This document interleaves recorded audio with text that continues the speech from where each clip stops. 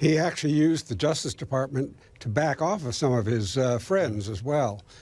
But what's interesting, if I had to channel a little of Richard Nixon, I think he'd tell this president he's going too far. This is the sort of stuff of a banana republic. This is what an autocrat does. Political scientists have developed standards by looking at what they do all over the world. And Trump is checking all those boxes. And it's rather frightening and kind of startling because he was told about this during the campaign when he started mentioning these sort of things, but he's never backed off.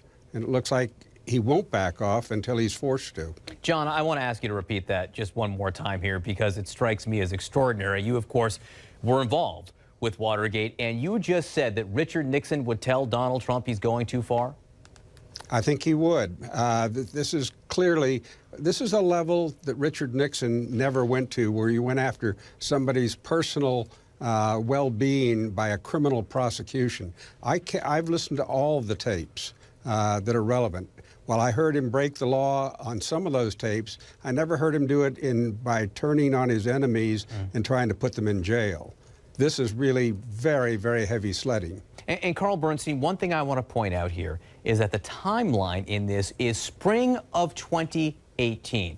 Donald Trump had been president of the United States for well over a year by this point, 14, 15 months. So the excuse that you might hear from some supporters, oh, that he didn't know what the job was, he doesn't know what a president should and shouldn't do.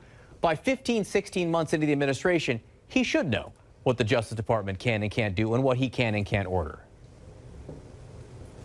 There are no excuses, and this is a defining moment in the history of the Trump presidency, because this is a demonstration of his unfitness to be president of the United States, of his abuse of presidential power, of his embrace of authoritarianism, and also it is going to get the attention of some, not all, Republicans in Congress. But we are now watching a president of the United States undermine the very principles of our democracy. The President of the United States swears, and today I read the articles of impeachment against Richard Nixon, and everybody should go read Article 2 of it and how similar it is to what we've seen Trump do here.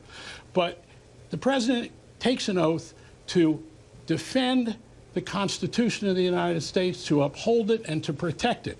This president daily abuses it, but never have we seen such flouting of willingness to abuse the Constitution and the powers of the presidency as we are now seeing and what we're learning from Maggie Haberman's story.